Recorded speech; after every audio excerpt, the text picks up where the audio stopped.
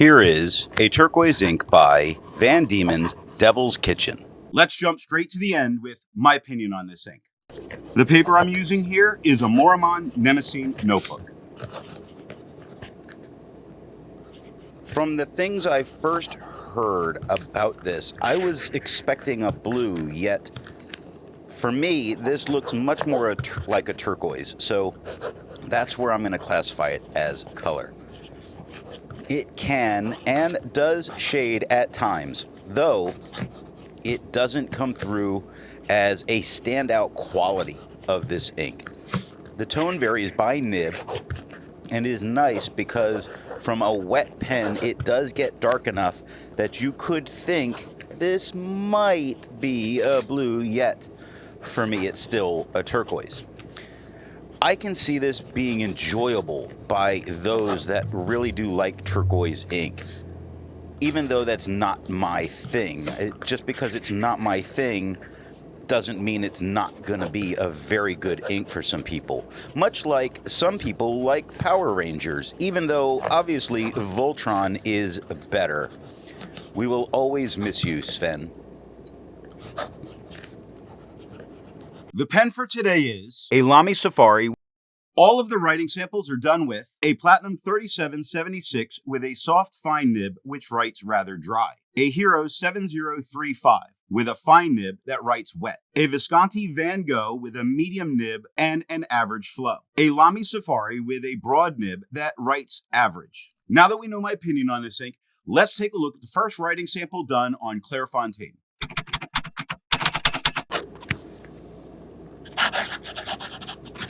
Looking at the soft fine nib, it really is a turquoise here. Now it does not feather, it does not spread, it does give some shading throughout. I think my beard just bumped the microphone. We'll find out in post if that came through. The shading when it does it, I think is very nice from this nib. The thing that really stands out to me is how easy this is to read. This is a very pronounced color because this pen is quite dry writing and it tends to show any kind of weakness an ink might have from that.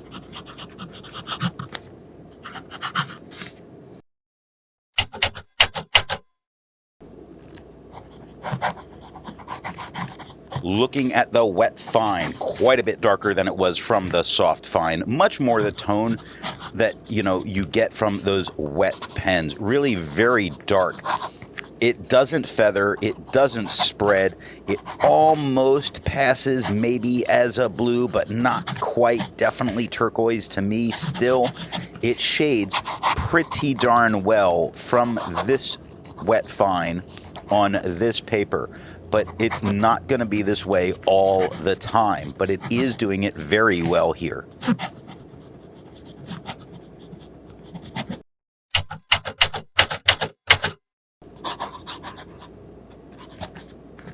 Looking at the medium nib, it is right about the same tone that we had from the wet fine.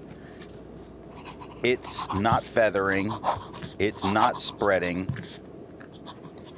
It's not really shading, but I can spot a few darker letters in some of the writing. I think the tone that I'm getting here in a very consistent way is much more pleasing to me than what I got from the wet fine. But that is this paper which is coated, so that sometimes changes things.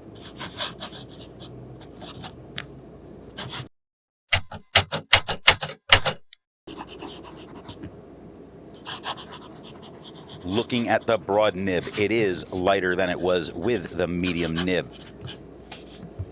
Really the same, the same color we're seeing from the soft fine, just a darker, more filled out version. It's not feathering, it's not spreading, it's not shading. It is a true turquoise all the way through it. Again, turquoise not my thing, but I think this looks very nice on the page. I can see this being enjoyed a lot.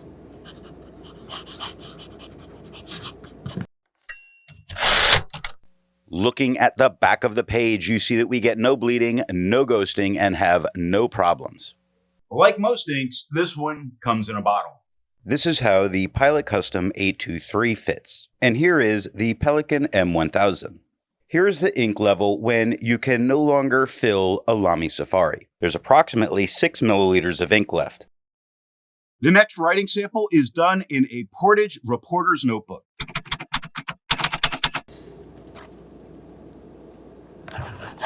Looking at the soft fine nib, we get the same tone as the Clairfontaine, and not muted like it sometimes does on this paper. It is the same tone. It's not feathering, it's not spreading, it's not shading as much as it did on the Clairfontaine, though it does shade just a little bit. You can see it like on letters where you lap over themselves a little. You see it in the H of then on the first word, or the T of kept. It's there a little bit.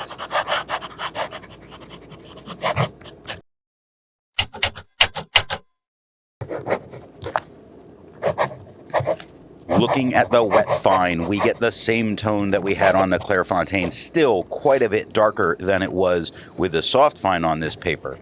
Now it's the same tone, but it is a little muted. It's not feathering, it's not spreading, it is still shading. It shades better than it did with the soft fine. Look at the second line is where I think it's standing out a little better.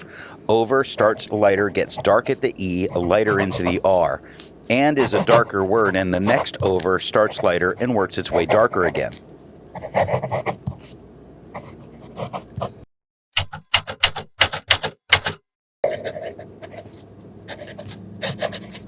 Looking at the medium nib, we get the same tone that we had with the wet fine. It is feathering a little bit, and it's feathering on time and on him on the left side. The bottom of the Y for they in the second line, there's a couple of spots where it does do it, but this paper, while it tends to do pretty well for fountain pen inks, it's not really made for it, so I still consider this pretty good.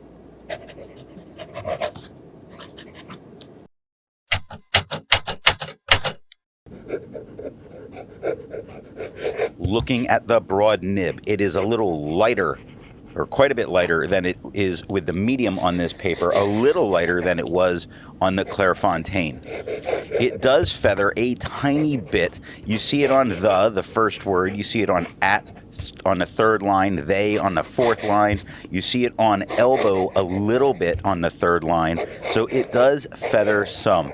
It's not spreading, it's shading a little bit in that the is quite a bit darker than sofa directly beneath it. It's even darker than drawing, which works its way darker to lighter and a little darker again.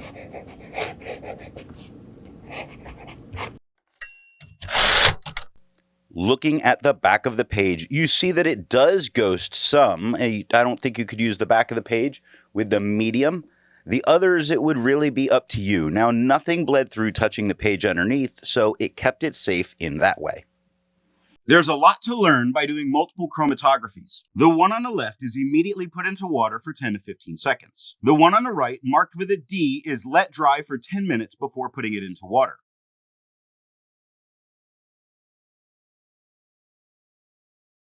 The next writing sample is done on a national brand Steno notebook.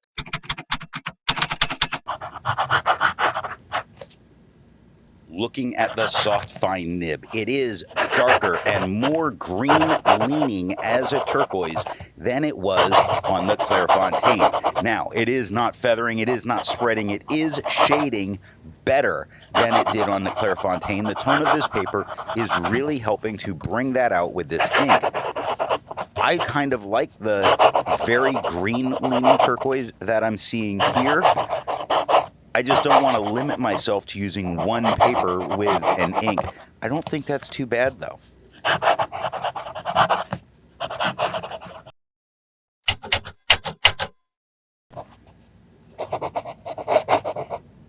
Looking at the wet fine nib, it is quite a bit darker than it was with the soft fine. It is about as dark as it was on the Clairfontaine, though not the same color.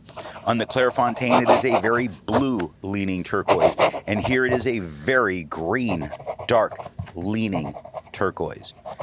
It's not feathering. It's not spreading. It's shading. I'm gonna say it's shading. I can see it in wooden on the first line. I see it in 100 on the second line. I see it in air on the third line. Third line, I think, is showing the shading that it could do fairly well.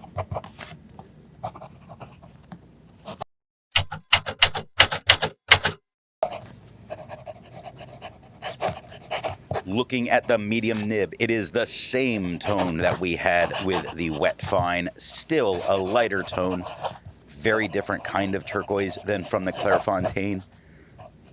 It does feather. You see it on bottle the first line, golf the second line. You see it at the second line. You see it on meanwhile in the third, bull's roar in the fourth.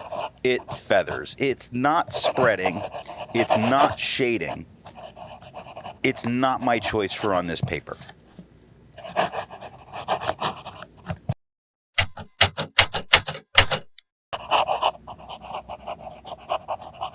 Looking at the broad nib, it is just a little bit lighter than it was with the medium.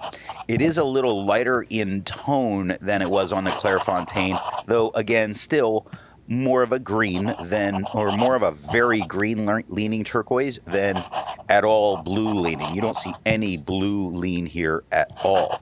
It does feather. You see it on room in the second line, drink in the third line, and in the third line. It feathers on this paper. Not spreading, though, and not shading. Good color.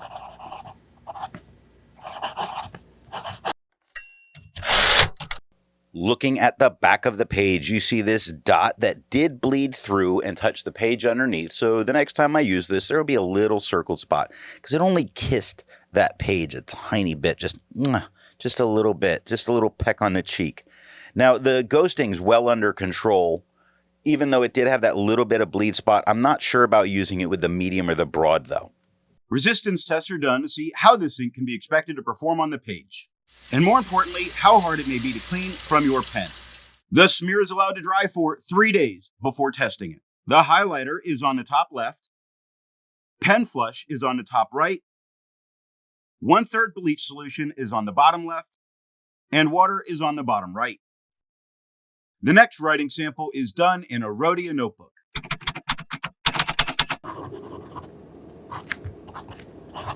Looking at the soft fine nib, it is a tad bit darker than what I saw on the Clairfontaine. Again, I'm looking at them side by side. If it's not side by side, you're really not going to see it, but it's only the slightest bit darker. It's not feathering, it's not spreading, it is shading about as well as it did on the Clairfontaine. I think it looks fairly nice here. I get stuck on that turquoise isn't my thing. I tried to make it the whole way without ragging on turquoise, but it's just not my color.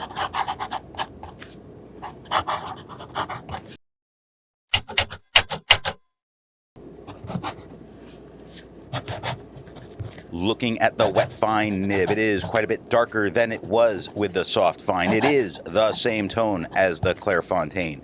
It does not feather. It does not spread. It does shade some technically. Like you can see that as on the second line starts darker, gets a little lighter, but everything around it's pretty dark. On the third line, dragon starts darker, gets a little lighter on the on part, but that's about it. Not much for shading coming through.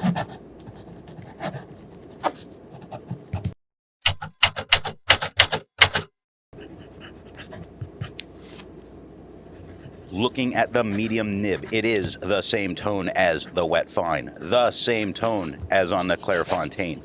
It does not feather, it does not spread, it doesn't fully pass as a blue, but it's pretty darn close. Right here, with the wet fine and with this medium, what I'm seeing right here is, to me, the best version of this, but it's not going to be the same as the turquoise many would like.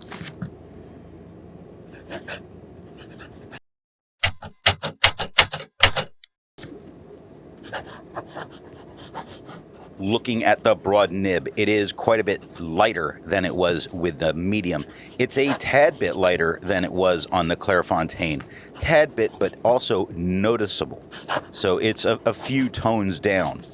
It's not feathering, it's not spreading, it is shading a little bit. You see it in Bull Roarer, you see it in Grand, you see it in Was and in Huge. Sounds like we're writing a Hobbit, erotica. No, bad. I should edit that part out. I'm probably not going to.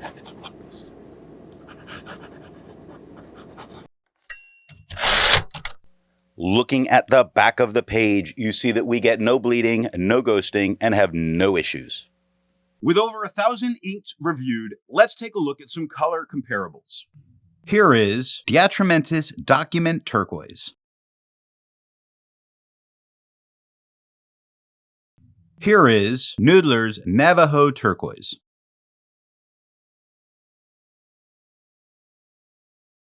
Here is Pelican Aquamarine.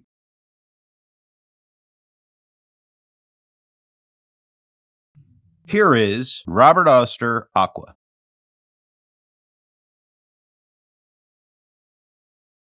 The next writing sample is done in a composition lab notebook.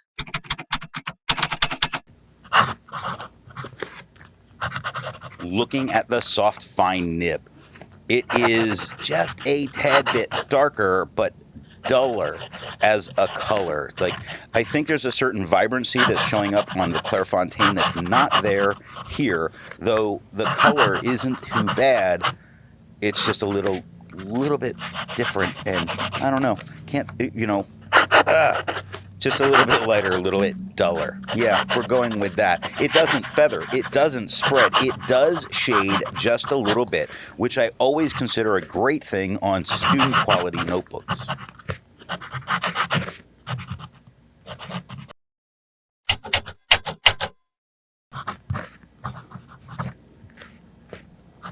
Looking at the wet fine nib, quite a bit darker than it was with the soft fine. Right about the same darkness as we had on the Clairfontaine. I'm not seeing any kind of loss of vibrancy here. It looks really the same. It's not feathering, it's not spreading, it does not shade though, which it did on the Clairfontaine a little bit. Here, we get that beautiful darker tone the entire time, making that wet fine right here with this paper beautiful. Chef's kiss. Mwah. That way we get 2 kisses in this. It is the kitchen.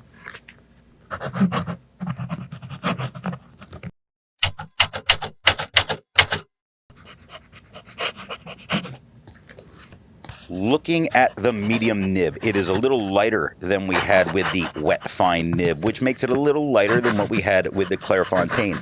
Really shows off that it is a turquoise much better than it did with the wet fine. It's not feathering, it's not spreading. There's a few moments of shading that do occur. The second line, the, is quite a bit darker than lot right next to it. The third line, like, starts lighter, gets darker. Think on the second line, goes darker to a dark mid-tone and then darker again at the K.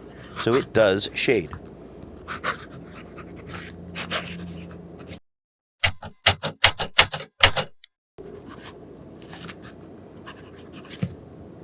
The broad nib is lighter than it was with the medium nib. It's a bit lighter than it was on the Clairfontaine.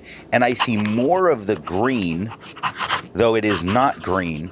I see more of it. It's not as blue leaning. It's a little bit more green leaning. Weird. I was not expecting that here. It doesn't feather. It does not spread.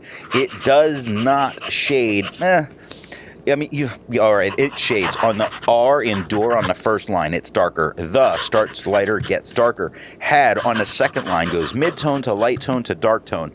I stand corrected. This shades pretty darn well here.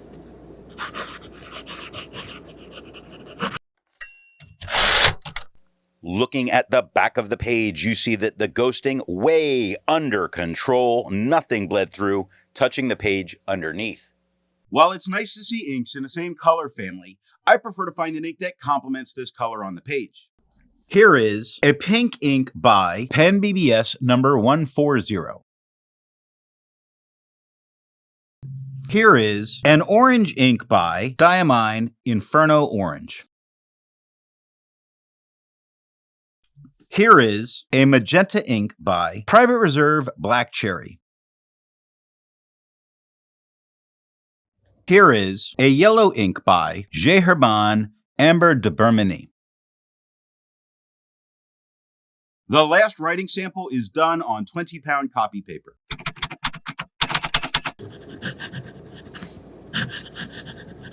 Looking at the soft, fine nib, here is a surprise because this is the same tone that we had on the Clairfontaine. It does feather tiny feathers, not worth being any kind of a problem considering the paper. It does not spread. Shocking, truly, but it's doing very well right there.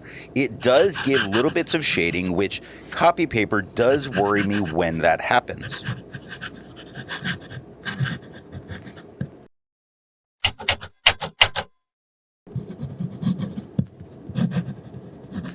Looking at the wet fine nib, it is quite a bit darker than it was with the soft fine. It is still quite a bit lighter, though, than it was on the Clairfontaine. Now, it does feather a lot. This is a woolly monster the whole way through.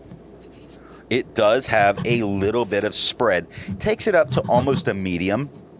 It doesn't shade, which is good, I guess, when you're trying to avoid bleeding on this paper.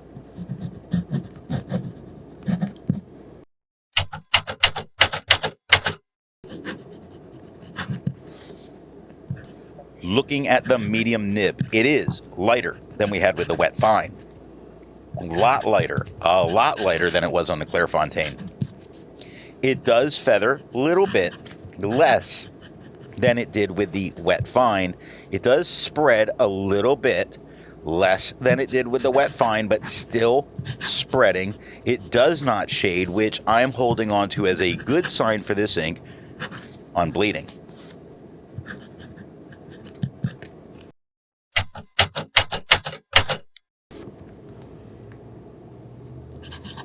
Looking at the broad nib, it is about a little bit lighter, just a tad bit. I wanted to say about, but it's a tad bit lighter on a majority than it was with the medium. Way lighter than it was on the Clairfontaine. And in fact, a very different turquoise altogether looking at the two of them here. It does feather, yes. It does spread, yes. It does look a little bit like I was writing with a marker. Yes, it does not shade, but we don't expect it here.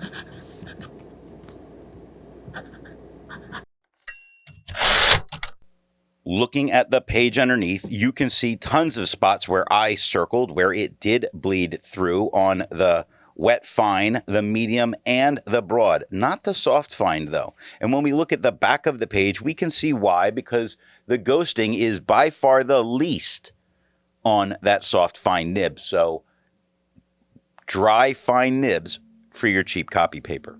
So what nib and pen do I recommend using for this ink? The paper I'm using here is yellow Rhodia paper. If you like turquoise inks, then this is really, you can ink your favorite pen and go with it with no worries. I think the color that's going down is very pleasant on the page. Fairly consistent, I think, and it's also nice to know that you can get a much darker version from a very wet pen. If, like me, and turquoise is not your thing, then go for a very wet fine or a very wet medium to darken it up a whole bunch to that it might be a blue kind of phase, and I think that's where you'll be happiest with it.